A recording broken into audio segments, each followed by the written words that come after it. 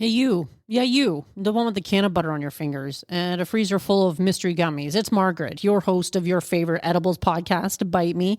And I've got a question. Why are you still DIYing your edible life alone? You deserve better. Join the Bite Me Cannabis Club. It's the secret stash you actually want to share. We're talking exclusive content, weekly sessions, edibles, inspo galore, a private community of cannabis growers, makers, and lovers who are just as obsessed or curious as you are. Whether you're microdosing like a pro or just figuring out what the hell decarb means, we've got your back.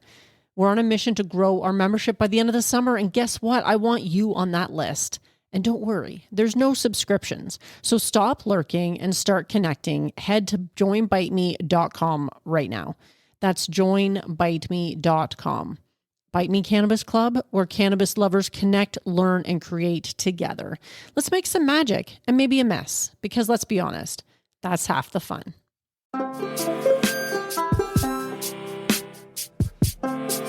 Welcome, friends, to episode 308, where I chat with Angelina Blessed. Welcome to Bite Me, the show about edibles, where I help you take control of your high life. I'm your host and certified ganger, Margaret, and I love helping cooks make safe and effective edibles at home. I'm so glad you're here. Welcome back, friends, to Bite Me, the show about edibles, the podcast that explores the intersection of food, culture, and cannabis, where I help cooks make great edibles at home. And Margaret, what are we making today? You might be asking.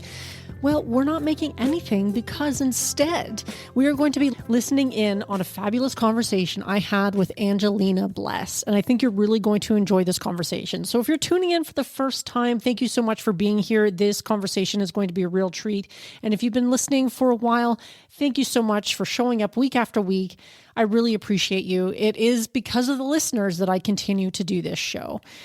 Now, Angelina Blessed, if you're not familiar with her, she is a retired Muay Thai fighter, and you are going to get to know her much better today. She's long used cannabis and edibles to help manage the aches and pains that inevitably come with a career in fighting. She's also been a longtime edibles maker, working in the legacy market and attempting an entry into the Ontario legal market. Spending her winters in Thailand for a number of years, smart woman, she has turned her focus to the Thai market, creating beautiful single-source infused chocolate bars. We don't only talk about that, but we also talk about how she uses cannabis while training, her experience with cannabis hyperemesis syndrome, how she approaches CBD for daily health, her skills in hash making, the differences between North American and Thai cannabis culture, and a whole lot more. This was a fun and informative conversation that I really think you're going to enjoy. Without further ado, please have a listen to this conversation with myself and Angelina Blessed.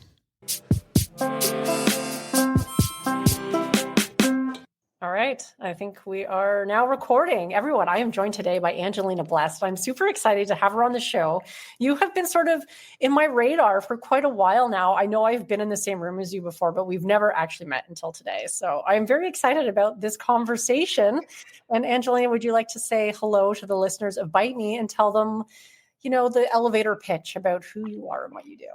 Well, thank you so much for having me, Margaret. I really appreciate being here. I appreciate having a platform that is dedicated to edibles and all things that's kind of in my heart. I am a retired professional Muay Thai fighter, and I fought professionally mostly in Thailand, China, and Mexico from the years of 2006 to about 2019 was my last fight.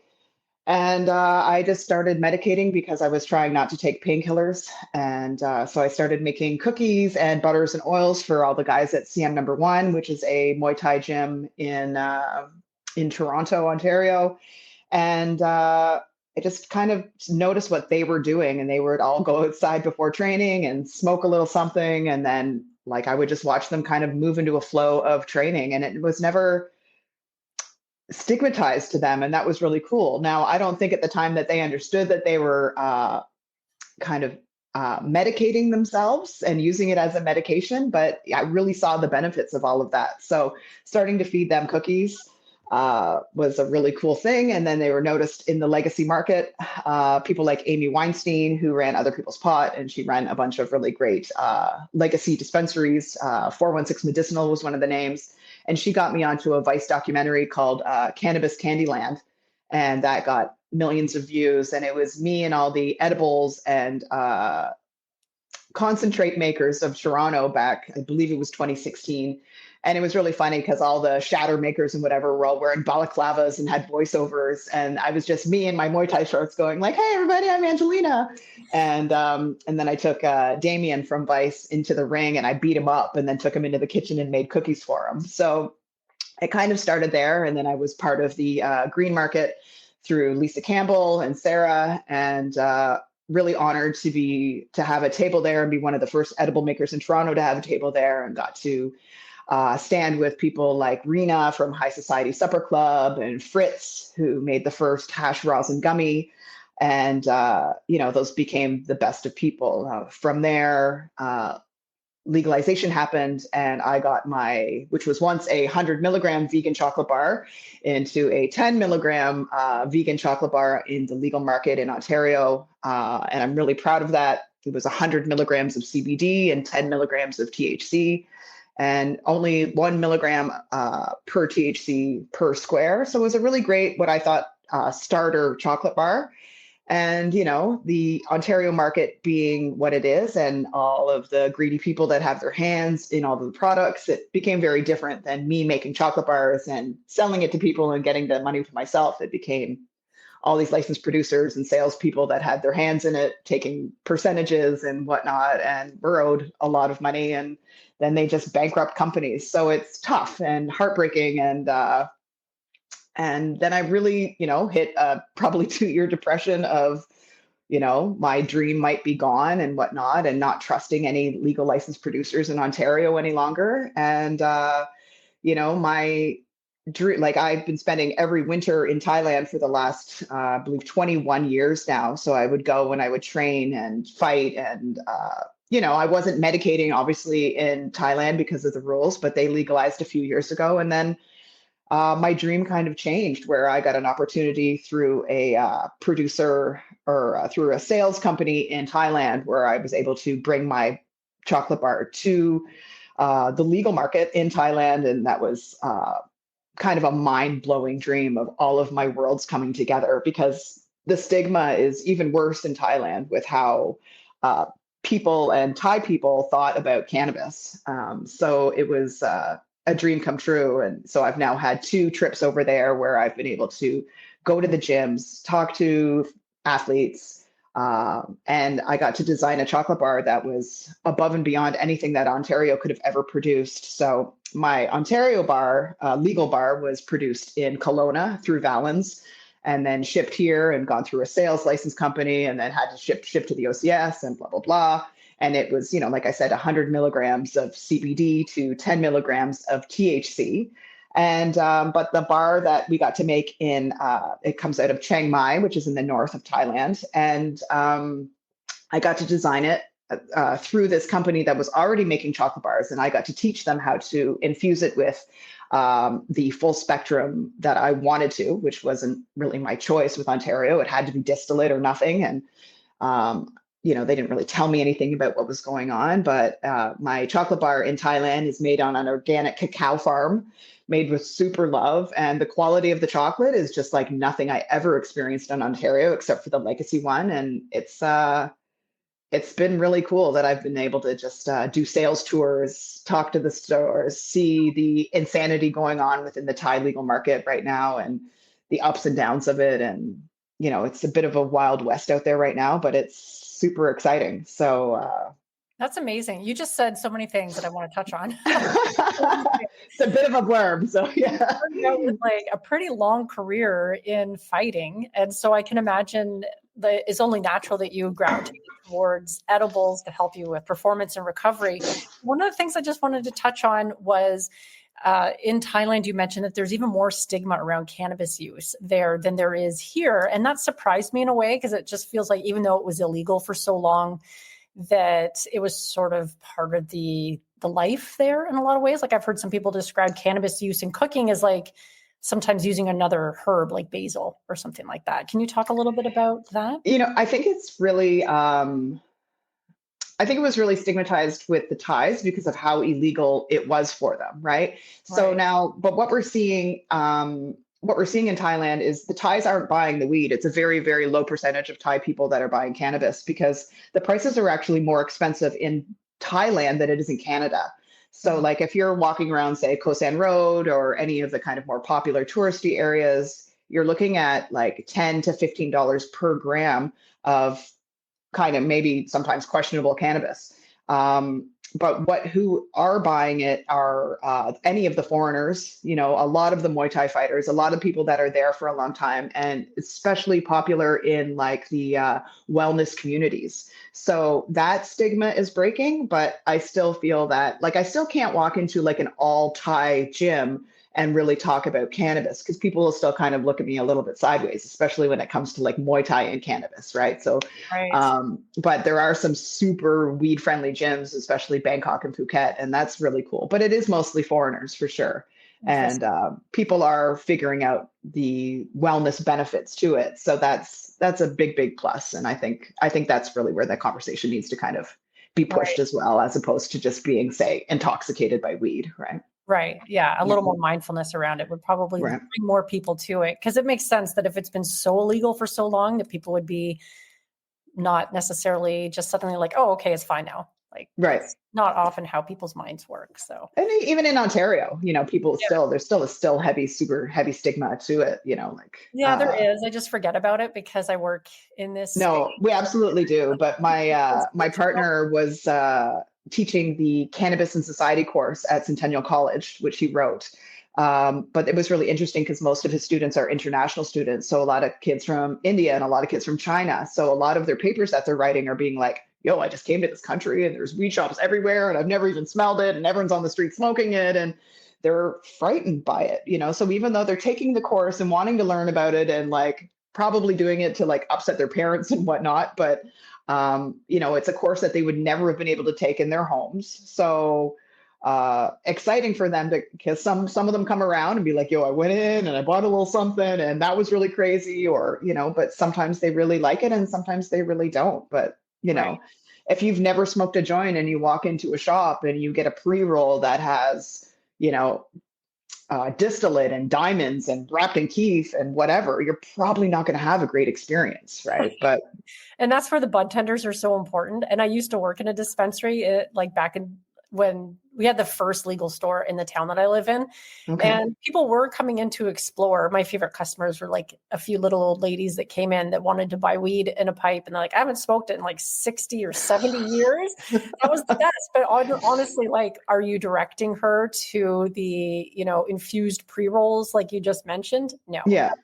Definitely not a good idea. And like doses are really low. Like my dad walked into a store and somebody gave him a 10 milligram edible, and that should be doable, but he had a really kind of scary experience about it. And that's terrible because unfortunately, I would say a majority of people probably have a bad edibles experience when it shouldn't be like that. Right. But like, yeah. And you've been involved in the edibles space for a long time. So, I'm sure all too well that 10 milligrams for one person is nothing. And 10 milligrams for the next person is, like you said with your dad, a horrible time. yeah. And so the start low, go slow thing that people always repeat is so important because it's true. But that's the thing. I think that's why Blessed did well in the legacy market, because a lot of people were just kind of setting up tables and, we were still learning how to measure THC and a lot. And like, we were still doing it from flower. So that makes it even more like unspecific as to what the dosage could be. But we were there to answer questions. And that's like, we got the old ladies who just were like, I have arthritis pain. I have a daughter that's bothering, like, it's just like, there really needs to be someone there to be able to answer the questions. And, a long time ago, I did a yoga class for people who had not consumed before.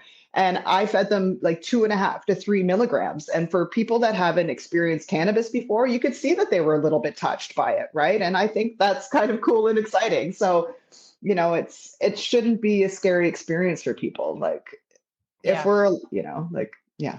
But it is sometimes, which is why it's important that people like yourself are out there doing the work that you're doing, because you're just educating people around how to consume edibles safely, which I think is super important because it's more, what's the word I'm looking for? Is that people are more intimidated by edibles probably than other forms because that bad time can last for so damn long. Yeah, Yeah. it sure can. No. I had a lot of experiences when I first started experimenting where, I'd lick the wrong fork or something and Right. just like. Well, we've all done that. If you've made any edibles, so we've all probably licked the wrong spoon. Yeah. You haven't even eaten your baked goods yet and you're already fried. But Right, exactly. now, as far as your athletic career goes, was there anything in particular that brought you to cannabis? Absolutely. Getting punched in the head for a living was definitely, Right. and the thing about the kind of time frame of fighters that I came from is that we weren't taught anything about recovery. I basically like didn't have a period for 6 years because of my, the fight weight that I was keeping myself at, the constant head traumas. I went to China and I got knocked out by someone that was way out of my league. As soon as she hit me, I knew I was in big trouble. And, so flying back with that kind of a concussion. And then I started like listening to, Joe Rogan talk about sensory deprivation, talking about the healing benefits of CBD and stuff like that. And I really had to start to consider that because, I would go to the doctor and be like, I don't feel well. I'm super nauseous. Lights bothering me. Screens are bothering me. And I didn't really know what to do. So, kind of seeing what the guys were doing at the gym, I just kind of followed suit. But having kind of bad lungs, I didn't want to be smoking at the same time. So I found, a real benefit from kind of high fat, low sugar edibles. And there was nothing on the market at the time that was kind of covering that. And, as a fighter, keeping myself within a low fight weight category, I couldn't go home at night and, eat a bunch of cookies or whatever. Didn't feel right about that, especially knowing like the anti-recovery benefits of sugar, like it just wasn't making sense to me. Right. Right. Yeah. So you started to introduce cannabis into your regular training regimen. Absolutely. And just, and as recovery to start, I started working with strains like, Pink Kush and Blueberry and those like heavy indica strains and really finding the benefits of what would happen as soon as I started to sleep a little bit better and then eat a little bit better. Because like you come home from sparring and you're kind of like jacked up with pain and then you kind of like toss and turn all night. And every time you turn over, you're like, oh, this hurts and that hurts. And you're not getting the sleep that you need. So then your body isn't recovering. But as soon as I started adding things like the sensory deprivation tanks with all of the magnesium, and then, a little bit of breath work, and then, some edibles, like I really found that the recovery was better. Now, it was after another severe concussion where I had to take some serious time off and wasn't able to have any kind of impact or have anyone punch at my face that I just started like using it for shadow boxing and light running at home. And that really made a huge difference in my mental state even. So, learning about my own flow and stuff became a really kind of cool thing. And then I started playing with sativas and, learning about how they energized me and whatnot. So it was kind of a kind of cool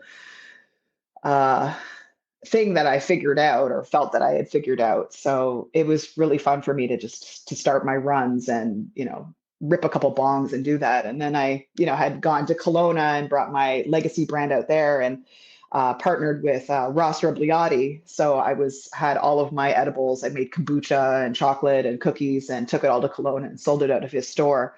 And so that was a great partnership just because he and I were athletes who got it, and yeah, that was a really cool, fun time. Very illegal, but very cool time. Yeah, it sounds like, infused kombucha, that would be pretty delicious. I think I love kombucha. It just, I call it like the champagne of cannabis, right? So it was just like something about those bubbles. I felt like it kind of went straight to your head and, the benefits of the SCOBY and ginger and all of that. It was a really cool product. I'm so sad that making edibles in Ontario was such an expensive and overpriced thing. I wanted to put out infused water and stuff, but like they're like it's going to be $8 retail. I'm like, we're still talking about water, right? So it's tough. But I've heard from a few people that have been in the edibles making game, like on the legal side, that it's a double regulated industry. You have all your food regulations, then on top of that, you have the cannabis regulations, making it a pile of regulations. Yeah. Health Canada's got their hand in there. The government's got their hand in there. The OCS has their hand in there. The sales license people have their hand in there. It's an impossible situation. My legal, my legacy chocolate bar was $20, but you're getting 120 milligrams of THC from it. Mm-hmm. and then the legal bar was $10 and you're getting 10 milligrams of THC in it. So it's hard to get people to do that, especially, it was the middle of the pandemic and all of that. So like who really had money for it? And then you see the chocolate bar companies that were doing well, and they've got a $5 piece of chocolate on the market that tastes like terrible, but people, unfortunately, that's where the economy's at. They were like, I want to get high. It's $5, whatever. So it's Yeah. hard. That's just where Yeah. we're at in this economy, unfortunately. Yeah. Now, were you using THC as well, like during your training? It sounds like you were mentioning that you were using It, CBD it for recovery, but you were introducing THC into your training program too. Yeah, the last few years of my training, there was always, I would always smoke before I would go to the gym, and not on a sparring day or anything like that, because like your reaction time is different. Like, don't be fooled. Um, but I like for warm-ups, for tech sparring, for, bag work, it's just gets me out of my head a little bit. And I'm always so, ADHD and reeling that it's good just to kind of slow myself down a little bit. And that's kind of, excuse me, what it does for me, right? Right. Yeah. I mean, that makes a lot of sense. A lot of people are trying to get out of their head all the time. So THC would be very good for that. Now, you've also talked publicly about having cannabis hyperemesis syndrome. Can you talk about how you got the diagnosis and how you treated it and the aftermath? Because I think it's something that a lot of people hear about, but they don't necessarily understand. I had gone through a few years of like a severe depression and heavy anxiety post pandemic. And I really wasn't sure what was kind of setting me off. But for years, I'd been having nausea at different times of the day. And I always thought it was from possibly like overtraining or old concussion stuff, or, I had all sorts of weird things in my head about, what it could be from. And then the symptoms just started getting worse and worse. And so the thing about cannabis hyperemesis syndrome is that I didn't correlate that my nausea was because of the cannabis that I was consuming. Now, I was consuming a lot post pandemic. Yeah, I'd medicated myself into a bit of a corner, but I was like smoking quite a few bongs, quite a few infused joints, and then I was consuming hundreds of milligrams of either RSO or hash-based edibles or rosin-based edibles, and I was starting to get vomiting, severe pain in my upper stomach and right side, pain through my shoulder, and vomiting and trembling episodes that would last for hours in the middle of the night. Now, smoking cannabis during those would make me feel better, but then hours later, I would have another episode. So I took multiple trips to the hospital. I was taken out of my house in an ambulance one day because of my weakness. And basically what happens is that the sickness will stop you from eating, and then it slowly starts to shut your kidneys down. I had two emergency room doctors try to diagnose me with this, and I was in complete denial about it. I thought that cannabis did not hurt people. I thought that I was, quote, safe with it and educated about it. But, after my second diagnosis and going over the list of symptoms, me and my partner were both like, this is exactly what it is. So I had to do a severe detox, which was very uncomfortable for me. And I was completely sober from any cannabis products for 6 weeks. Now, luckily, through the guidance of amazing cannabis doctor and emergency room doctor, Dr. Ira Price from Hamilton, he told me that I could start to consume CBD again. So that was a bit of a godsend. And I figured that out. Now, it was really heartbreaking for me thinking that, oh my gosh, I'm never going to be able to consume edibles again, because I was about 6 weeks away from going to Thailand to get to taste my Thailand chocolate bar. So I'm like, if I get all the way to Thailand and get sick from this, I'm just going to be so unhappy. So, I had been sober for 6 weeks and then got to Thailand and got to try a square of my chocolate, and it was awesome. And I didn't have any more symptoms, but I do have to be careful, because if I start to get on a path of overconsumption again, my body tells me almost right away. So I'll start to get nausea. I'll start to get the weird pain in my arm. I'll weird stomach pains. So I do have to be really careful. So I've almost completely given up smoking flower. My hundreds of milligrams a night is probably maybe once or twice a week at 5 to 8 milligrams of THC, but I'll put back as much CBD as I possibly can. We keep a bit of isolate around the house, CBD isolate, so I literally throw it into smoothies, coffees, anything. So basically you can still consume copious amounts of CBD, but not THC.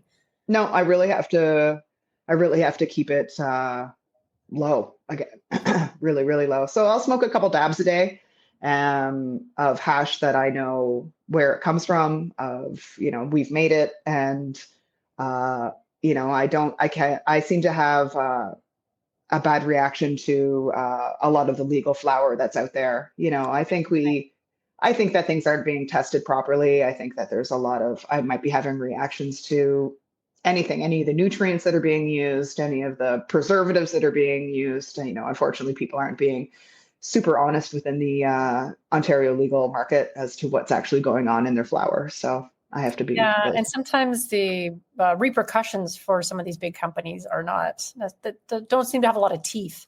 Well, that's it. I think if somebody say buys a product and is unhappy with it, they don't take the kind of right steps, So if somebody say gets a bad quality flower or something that's moldy, people don't call Health Canada. They just call the brand, and the brand will be like, oh, let me send you a free bag of something. And that usually will solve the problem or shut the person up. But, it really comes down to like, if something is wrong with it, if you catch mold on it, then you call Health Canada and there needs to be a recall, so. Yeah, absolutely. And you can go on the Health Canada website and see recalls that they have. Oh, wow. But, yeah, I mean, the company has to be willing to take down that whole crop if it's got, and imagine the loss, right? Imagine the cost of that loss. So they're going to do they everything. Don't, because if it's profits over people, the odds are they're going to put the profits first, and then here we are. But yeah. So I really appreciate you sharing that story with me, because I think it's something that not a lot of people are willing to talk about, because like you said, we have this belief that cannabis can solve all our ills. And I think it can solve a ton of ills for sure for a lot of people, but you do have to be maybe mindful of your consumption sometimes, because the products that we're seeing on the market these days are so different than the ones we saw even 20 years ago or 50, let alone 50 years ago or whatever. So, yeah. And even what you're consuming and where you are makes a difference, So like if my stress levels are different, I could smoke something and I could have like a bad anxiety reaction to it. So that's just because of my stress level being different, and everyone is different that way. Right. So like my newer recommendations for people are definitely, definitely starting with CBD. It's, people are really over consuming high THC cannabis products. And I think that it's not helping people in the way that they think it is, so. Yeah. Yeah. And I think also you can consume a lot more CBD than you think you can. Like, to get some of those like therapeutic benefits, you often need a lot more CBD than what you might get in a legal market edible. No, like consuming 5 milligrams of CBD isn't doing anything for anybody. So even though like say the edible is 10 milligrams of THC, having that 5 milligrams just kind of balances the product a little bit more, but it's not really doing anything for you, especially like athletes or women or older people. Like I would love to see people eating at least 100 milligrams of CBD per day. Right. CBD doesn't work because you eat it one time. It's more of an effect of like take it every single day, and you're putting like a little bit of a barrier on your brain. It's helping, what do I call it? Like it accumulates in the body too, right? Like it needs to accumulate a little bit before you see the maximum benefits versus taking it one time. Exactly. Yeah. Exactly. Yeah. Now, do you have any advice for people who suspect they may be dealing with like a cannabis hyperemesis? Am I saying that correctly? Cannabis hyperemesis. Yeah. Unfortunately, the only thing that you can really do for yourself is take a break from the products. And that is really difficult. And I think we are a little bit more dependent on these products than we kind of want to admit or believe. So weaning is important. And, cold turkey may not always be the correct answer too, which is what I tried to do. And I had, I did not have a great reaction to it. My endocannabinoid system was just like, this is not okay. But, yeah, you need to talk to a doctor who knows something about it. And unfortunately, not a lot of Canadian doctors are, Canadian doctors are familiar with it, but all they kind of tell you to do is quit. So there's, I did like a bit of a kidney detox and a liver detox and all of those things for myself. And just gave my, they say green tea really helps and all of those kind of bioaccumulator kind of things. But there just needs to be more research on it, and there just really isn't. So I think kind of spreading the word about it is important. Yeah. But yeah. Yeah, no, I agree with you because, like I said, so many people just want to discount that whole idea of cannabis being harmful in any way. But again, with legalization, we're seeing really potent products on the market, and if you're consuming those, extensively, then you might be crashing out your endocannabinoid system because that's all about 100%. physical balance, right? Like Yeah. the purpose is to balance out all the systems in your body. And yeah, if you're leaning too heavy one way, but nobody wants to hear that they have to take a tolerance break. It's always better when you choose to take a tolerance break than when you're forced to. So Yeah. yeah, No, it wasn't fun. yeah, Wasn't fun. I was really happy when I could go back to it. And but it was also nice to kind of start over because I was really not good about kind of forcing myself to do tolerance breaks over the last 10 or 15 years, right? You just get so comfortable with where you're at, and you get so comfortable like sleeping right through the night. And, as a woman my age, I don't always sleep through the night. So, I never wanted to kind of take that away from myself. And I never wanted to have to depend on, say, pills or prescriptions to kind of get through that either. So naturally. And like you, I do use a lot of cannabis in the evenings, and it does help. Sleep is one of the benefits of it. 100%. And when I don't, I definitely notice more vivid dreams that I'm definitely not always prepared for. So yeah. You're like, wow, what am I doing? The days that I eat a ton of edibles and I wake up the next day and I realize I haven't rolled over. I'm like, am I getting a good sleep? I'm not sure. But yeah. Now, changing gears just a little bit, you're a Muay Thai athlete and you embody the image of a powerful woman. So does this translate into business, and what's been your experience as a woman in a pretty male-dominated industry? And that could probably be towards both the Muay Thai fighting and the cannabis industry. I think with the kind of generation of fighters that I got to grow up with in Thailand and Toronto, I was usually one of the only females in the room, which I kind of liked. And I wasn't really, I was treated a bit different in Bangkok and some of the gyms that I trained in because of the,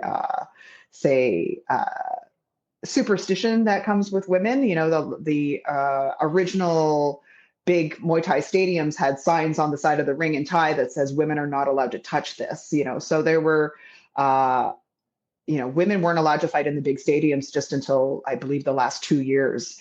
So it's, there were even rings that I wasn't allowed to step into where I had to train on the floor.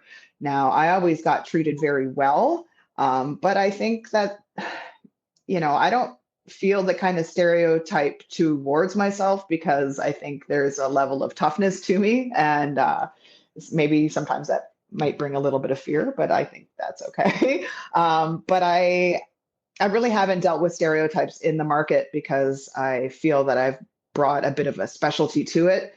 And I think people kind of maybe respect what I've done, and I appreciate that. So, I don't feel that I was treated super well within the legal market in Canada, but I feel that the legal market in Canada is run by people, for the most part, that don't actually care about the community that's behind it. It's very rare that those people are still left. A lot of the legacy producers got walked out, got IP stolen from them.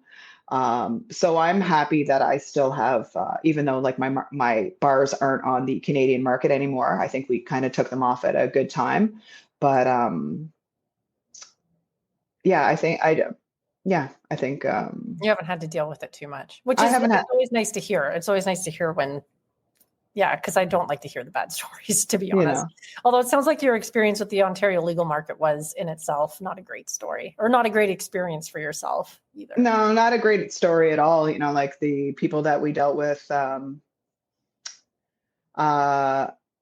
took care of themselves and their brands first, but they promised us to do a lot with our brands. And so it wasn't just Blessed that came in, it was Blessed and a few other really cool brands from the legacy market. And they just kind of took our stuff and, put out some products, but didn't push it in the way that they should have, didn't communicate with us in the way they should have, and definitely did not pay us. So, Right. so that was a massive heartbreak, and something that, if it had happened in the legacy market, people would have literally been slapped for it. But for some reason, the robberies that kind of happened are allowed within the legal market. So, Right, which doesn't make a lot of sense. It's like that white collar crime that just gets looked the other way. yeah, Whereas if it was any other kind of crime, the book would be yeah. thrown at them, maybe hauled off to jail. And like, I think people just don't check resumes, which is crazy to me. So these people can be allowed to take companies, bankrupt companies, not support the brands that they promised to, but then can still move on and take over other companies and take on other brands and still keep going. So, like, if I bankrupted a company, I hope the next person wouldn't hire me. I hope they look at my resume and be like, oh, wow, she did a terrible job running that company. So like, why are more brands signing with these people? But I think that's the thing, is that people don't go, like, I never went online and named names, and I never went online and like said so-and-so needs a slap, even though I say it at home a lot, but, but I think that's it, like, we'll probably have to fight in court for years if we ever get to see anything from it. But, Right. It's sad that we weren't taken care of in the way that we were promised. Yeah. For sure. Yeah, for sure. Now, I also wanted to mention, you mentioned in Thailand how some women weren't allowed to, women weren't allowed to fight in certain rings until a couple of years ago. And I'm just curious, this is a little off topic perhaps, but are you seeing more of a resurgence in women's sport? Because I feel like in Canada and maybe in the US, there is a lot more interest in women's sport now. And I think that's really exciting, actually. The level of fighters that I see coming out of Thailand right now, I'm just so excited for, because, they were like the original women that I got to kind of grow up around, like the Kaylee Reeses, and, the Julie Kitchens and those women, but they were rare. There was like a handful of them. And now the level of the women that are coming out that are just shredded and super talented and super aggressive and, just amazing at what they do. So like, I'm really excited for them. I wish I was 10 years younger again, that I could still be a part of that, but it's just, like, they're badass, and it's Thai women, and it's, it's women from all over the world. So the easiness of traveling to Thailand and becoming a part of a gym and all of that is very different than when I started going in 2005, when we didn't even have we barely had a, like an internet cafe that we could send emails from, right? So like now with like Google Translate and, TikTok advice and stuff, like, people are able to get to Thailand and do it a lot easier. So, when I went in 2005, I was dropped off by a bunch of people that, did not speak English. And then I had to find my way back to the gym at 6 a.m, getting chased by dogs. And, it was just, it was me in a room full of Thai boys that didn't speak English, and we're just like, who is this girl? Like, why is she even here? Canadian girl. That's here in Thailand. Yeah. So you are seeing it makes sense that you're seeing it in fighting, because I'm also seeing it like basketball and soccer and like all these areas where women's sports seems to be growing, and there's a lot of fans who are coming out to see games and fights and all that kind of thing. And what's that rugby player, that American rugby player? And she's just like, yes, she was like Iona Mayer or something like that. Yeah. That's her name. She's, I think that was pretty brilliant. Like, she's like a girl crush. I'm like, why are you so powerful and cool? And like, and I think that's, like, when I see like little girls fighting on like a TikTok video or whatever, like these little badass, like 6-year-old girls just like choking boys out, in MMA tournaments and whatnot. I'm just like, this is just the best thing for them. Like, little girls growing up strong is just like such an empowering thing to see, and something that I just like love and would push forever. Like, if I had a little girl, she would be in jujitsu so quick. Like, that kind of strength and empowerment, that kind of, I think that's where you get a lot of your confidence from, like walking down the street. And sometimes I'm like, I could beat that person up, and I could beat that person up, so like, it gives you like this non-fear of just walking around. And I think there is so much fear in our society right now. I think like having that strength, knowing that you could lift yourself up over a wall if you needed to, like, it's, like, I think there's just too much badness in the world right now to not be kind of protected in that way. Right? Yeah, exactly. Which brings me back to edibles and beyond recovery. Are there any other benefits you believe edibles offer people who use them? And how do you usually educate your audience about them? I think it's kind of, like the conversations that we're not allowed to have in Ontario for marketing purposes or whatever. I could have never said CBD will help you or eat this and your body's going to feel better. But in Thailand, we can, and that's exciting. So, I think that, yeah, people just need to have the conversations about why they would want to medicate. And I think that's where it comes from. Like, are you medicating for pain? Are you medicating because you need to sleep? Are you medicating just to, ignore your husband for a few hours? Like, why are you here? And I think that's a really important place to start. Like I started medicating because I had severe body pain and didn't want to take pills. And I was having severe anxiety and didn't really know what to do with myself. So, I think everyone's question could be different or should be different. And Yeah, yeah, I think it sounds like that just goes back to the intention of why you're consuming. So you can consume exactly. mindfully. And that's not to Yeah, say that you can't still consume, large amounts if that's what you're into, but just doing it with a knowledge of why you're doing it. Yeah. absolutely. Absolutely. Yeah. Yeah, I don't think people talk about that enough, or they should be talking about it more, but that is important. Now, I am curious because you've mentioned you spent so much time in Thailand, which I think is wonderful. And you are so smart to get away from those shitty Canadian winters. Wow. A little envious over here. I mean, it's a beautiful day out today, but Canadian winters are notoriously shit. Uh, Yeah.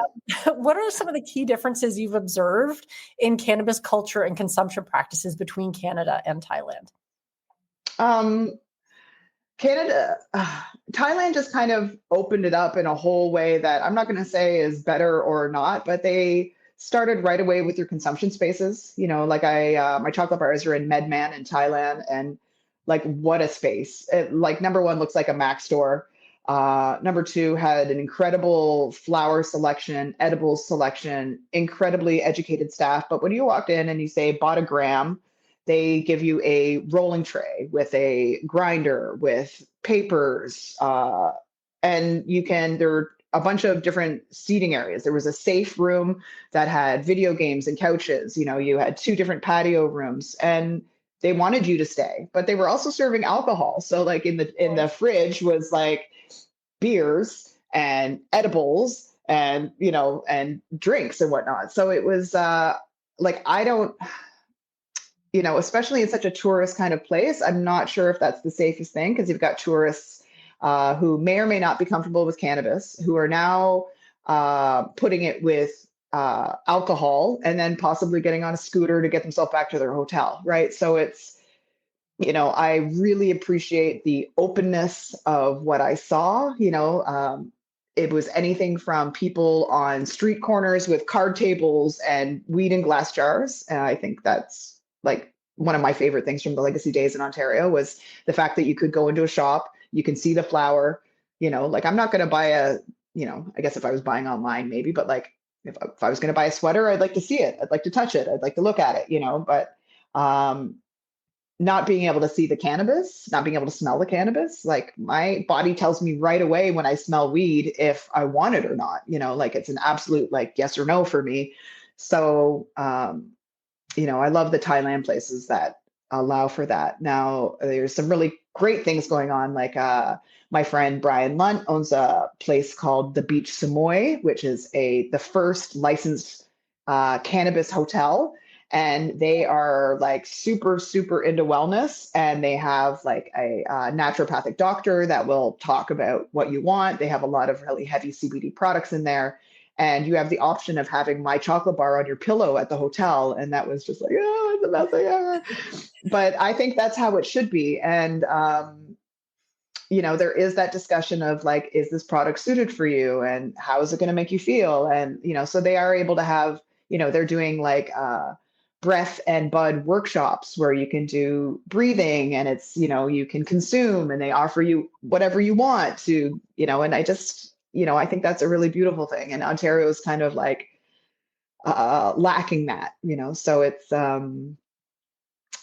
I it's sad that we can't really talk about the benefits of what cannabis does for you in Ontario, and it just puts us in a weird kind of place of like, I don't know, you can still have alcohol advertisements, right? And you can see people drinking and smoking, whatever. So it's terrible that cannabis can't have the same affiliation, with. Yeah, and also the fact that we're 6 years at this point into legalization, we still don't have any like consumption lounges, I think is kind of a missed opportunity, because I'm sure a lot of people who come to visit places like Toronto or any other big city in Canada would love to be able to come and sit down and just buy enough weed to roll a joint and enjoy it. Right. But that's still not a thing. I mean, they just legislated to be able to take the paper out of the windows or whatever, so you could see into the stores. I'm like, that took us 6 years. I'm like, that's so sad. I'm like, so you can bring your kid into the LCBO, buy as much booze as you could possibly ever put in a trolley that doesn't have a single warning label on it. Like, tell me how a bottle of 151 proof doesn't have a warning label on it. Like the level of sickness that I would get from drinking that, but then like a pre-roll has like, if you consume this, all bad things are going to happen. I'm like, I know, but don't worry about the vodka, or whatever. Right. So,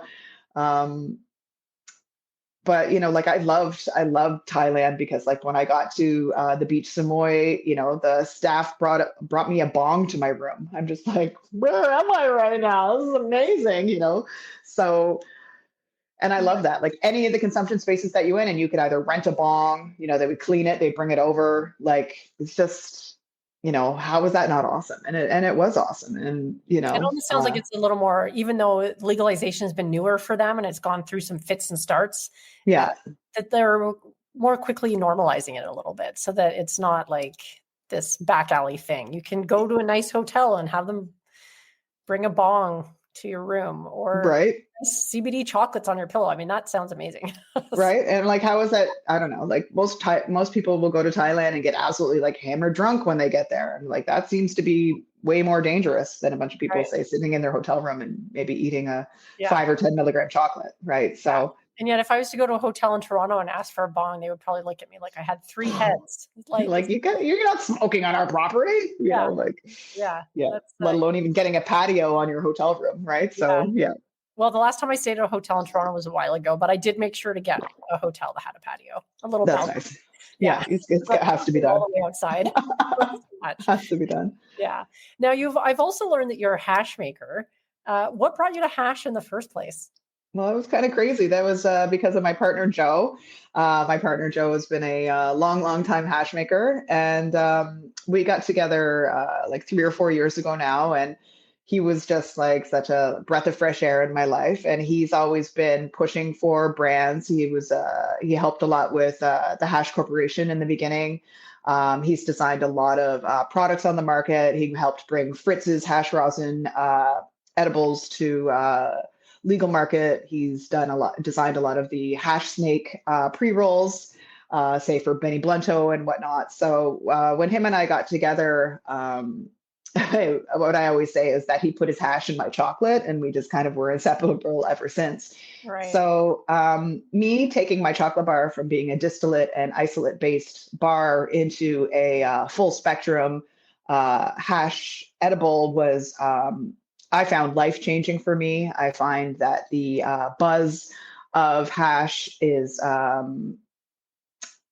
much more medicinal, as opposed to, I always kind of say that like a distillate buzz is much more of a punch in the face with THC, where a hash buzz is much more of like a gentle hug on the couch. And I think, if you ever experienced hash when you were in high school or whatnot, you remember how kind of chill that was. And I think that's kind of how people want to feel off cannabis products. But we're just, I think starting with distillate in the legal market was a real mistake for us. And I think that it is kind of slowly backtracking now, and people are kind of figuring out the benefits of how hash makes you actually feel. Now, Joe and I started making hash together, and he works as a quality, he does QA work for the cannabis industry. So he does a lot of regulatory work that way. So I took over the lab for us, and we were just making a lot of craft cannabis for friends of ours. And I like to mostly work with like fresh frozen material. And it's become a real learning curve for me. I was always in the kitchen and whatnot with my edibles making, but now I spend most of my day in the lab and producing bubble hash, and that's been really fun for me. And kind of cool, exciting work. So it's been really nice to take flower from people that I really trust, where the quality is beautiful, where they freeze it in the proper way for me, and then I can make it into anything. So it's nice to be able to have products at home that I can trust and consume and feel really good about. So And I think you are onto something, because I'm starting to see a little bit more of full spectrum products in the drinks and edibles space. yeah, Sure, because I think, the companies are starting to realize that distillate, like you said, it is like a punch in the face. It hurts for a bit and then it goes away. And then the full spectrum is very gentle and it lasts longer, and it's just an overall better experience. And absolutely. I think people are now starting to get smart enough, like the consumers, that that's what they're going to gravitate. That's what I gravitate towards anyway. Like if I have a choice between distillate and a full spectrum, it's full spectrum 100%. And people are getting really creative with that in the market. So I'm really happy to hear that you've gotten into that. And I did Yeah.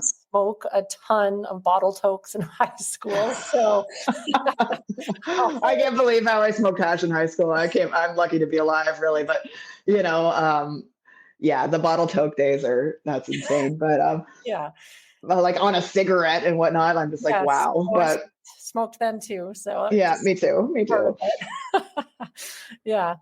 And do you see, I guess the next question I was going to ask is if there's any common misconceptions about edibles and hash that you'd like to clarify to the listener? Joe and I always have a kind of funny conversation about it, because like when you see any of the hash rosin online, I think people really kind of celebrate a whiter hash as being better.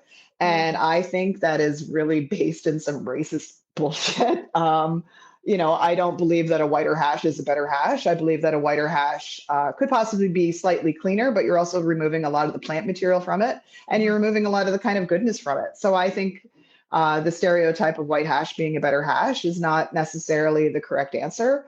I believe as much of the goodness you can leave in it, it makes it kind of more of a broad spectrum kind of energy. And I like that. I don't think you need to strip it down and strip it down and strip it down. But I do believe that people will kind of catch on a lot more to eating hash products and definitely seeing the benefits of what's going on there. Right. So you see people eating it more even. Well, I know I do, right? Like I think, I think when you give somebody the difference of, say, if you take so Sheesh is making hash rosin gummies now, and I love him, and he's an incredible person in the legal market and very deserving of what he's doing. But I think if you take his gummies or one of the Fritz hash rosin gummies and compare it to just a distillate gummy, there is just such a massive difference.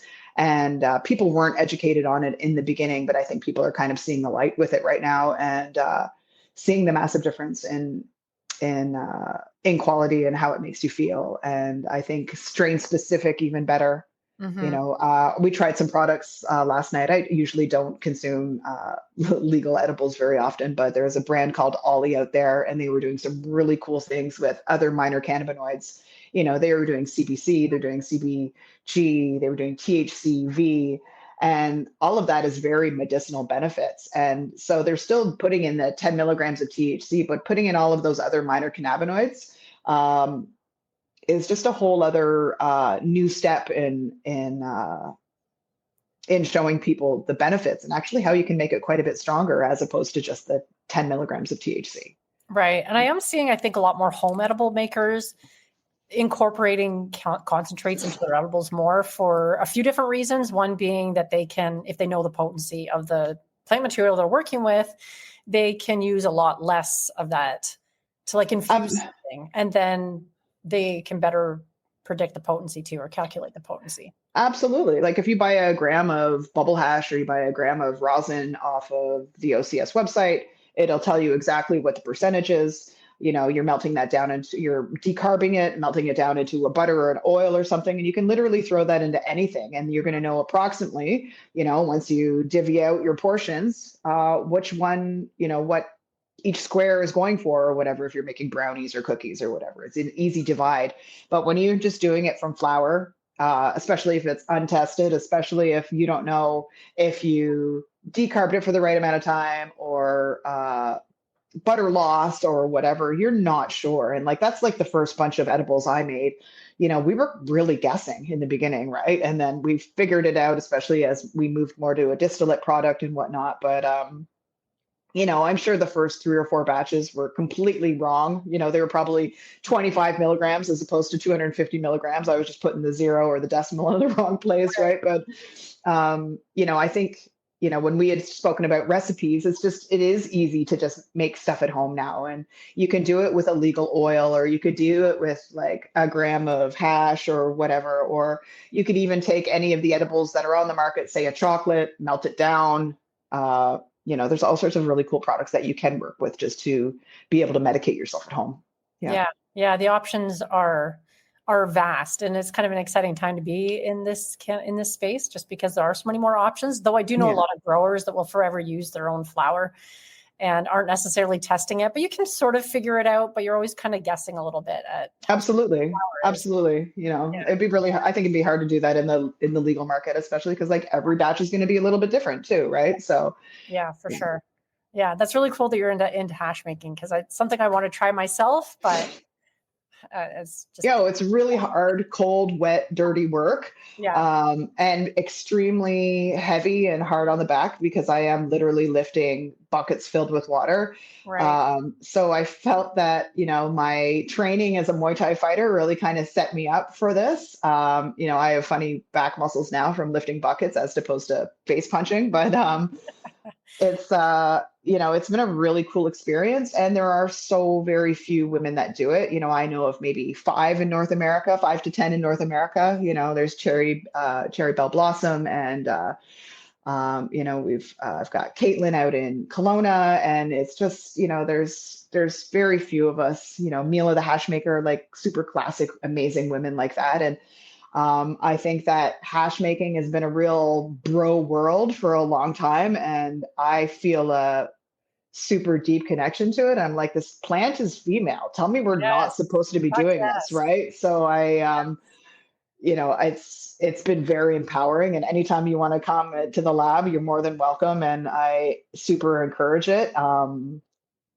can have you fill in bags or whatnot, but it's it's cool. And I like being down there, and I can kind of live my life down there and play my music and do all the things and smoke weed if I want to. And it's, it's cool. So the next kind of journey for that is that I'm going to be hopefully setting up a hash lab in Thailand and working with some of the companies out there, which will be interesting. But I think my kind of opinion on hash making is that, especially like the Ontario market, again, ruining things, but, they tried to make it into like a 9 to 5, Monday to Friday sort of thing, where to me, hash making is very seasonal and weather dependent. And, in like Morocco or Afghanistan, they're not making hash full time. They were doing it when it was time to do it. And I think that's kind of an important thing that we need to think about.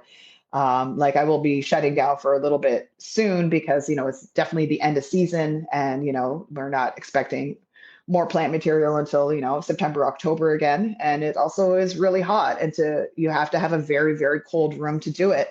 You have to keep it at a certain temperature or else you're going to ruin it. So it's cool. Like I love it, and it's super empowering, especially to make my own input for my friends, for myself, so it's, Yeah, that's amazing. And it's always nice to know where your final product is coming from. Like I do like to get flour from friends or things like that. And it's always nice to know, because I know exactly how they grew it. I've seen their setups and stuff like that. Right. So it is really nice to be able to have access to that. Now, you'll just mention it briefly, but you said you're going to potentially set up a hash lab in Thailand, which brings me to my next question, which is if you have any new initiatives or projects with Blessed Edibles coming up. Sounds like that might be a big one. That's gonna be a big one, and then we're working on a couple of new products for Thailand as well, just to kind of continue on with the Blessed line. My products in Thailand are doing pretty well, so we'd like to probably launch a new chocolate bar with just some different input. I don't think that THC and CBD is the end all be all for wellness and recovery. I think you need to, start with the food that you're eating and the water that you're consuming and the social media that you're consuming, and um, really figuring those things out. Now, I'm not going to suggest that people who haven't smoked hash before just go out and get a hash infused pre-roll and, give it a go. But, smaller amounts of it, or starting with, say, a gummy that had small amounts of hash in it, just to give yourself a bit of uh,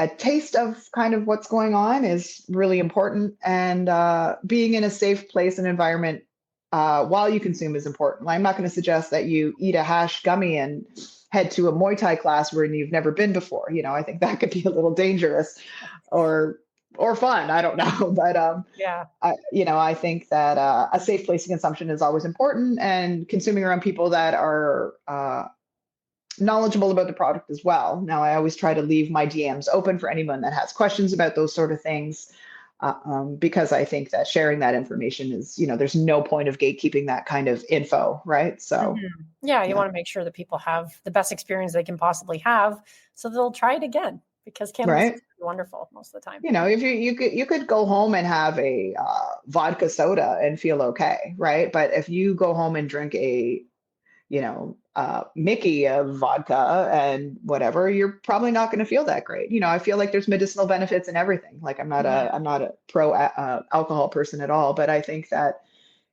small amounts of things can be really good and beneficial. But I think like CBD with a magnesium float and, some meditation and, a healthy, good meal with all the right fats in it can really benefit as well. So, yeah, that sounds amazing. That's great advice. Now, final question. What would surprise people about you? Oh, that's a great question. Probably that I'm really super soft. I think I'm pretty soft kid, but things that surprise. That's a great answer right there, because you said earlier that you're pretty tough, which I believe, but then you're suggesting you have this softer side that perhaps doesn't. I think all the toughest fighters are really soft humans, and I think that it's because we've had to train so hard and be so vicious and all of that. That I think having those kind of skills hopefully will make you a humbler human and maybe a little bit softer. And I think that's really important.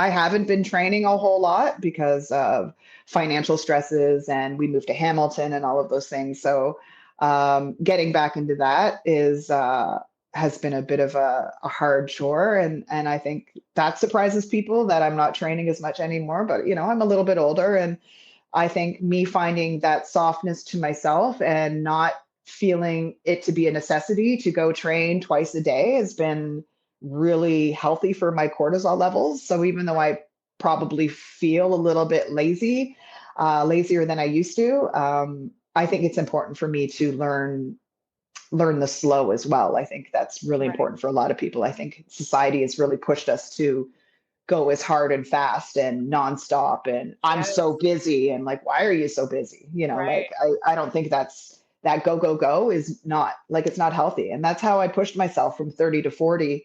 In the gym twice a day, plus baking cookies, plus delivering edibles, plus working at a salon. Like I was just wound, right? My phone going off all the time. Now my phone doesn't go off, so I'm just like, okay, we're going to go walk the dog. Okay, I'm going to be outside. Okay. Yeah. But that hustle culture is pretty prevalent in North America for sure. Yeah. And finding ways to slow down, I think is wise, because we all needed that a little bit, but I just want to say thank you so much. Oh, did you have one last thing to add? Well, I just wanted to say, I think the kind of cool thing for me is that I've just started teaching an all women's Muay Thai class at a place called Soy Dogs MMA, which is in Hamilton, and being able to program all women's class has been really beneficial to me, because the way that I was taught to go harder, go faster, do burpees, just grind, like being able to kind of program a class that has to do a lot with getting your heart rate up and then a lot of mobility. But then teaching women like how to fight has been super empowering. And I think that's really cool, so that I can bring back, I can still talk to them about like wellness and cannabis afterwards, after class. But, I've also started doing Thai massage. So being able to use like hash rosin creams on like doing infused Thai massages on people for recovery has been a really cool kind of next step in my wellness kind of chapters too. So right. That sounds amazing. Well, Angelina, thank you so much for being with me today and sharing your story with the listeners of Bite Me. And I wish you all the best in all your upcoming adventures. Thank you so much for having me. I really appreciate being here. Wow, Angelina is one amazing woman. I hope you enjoyed that conversation as much as I did.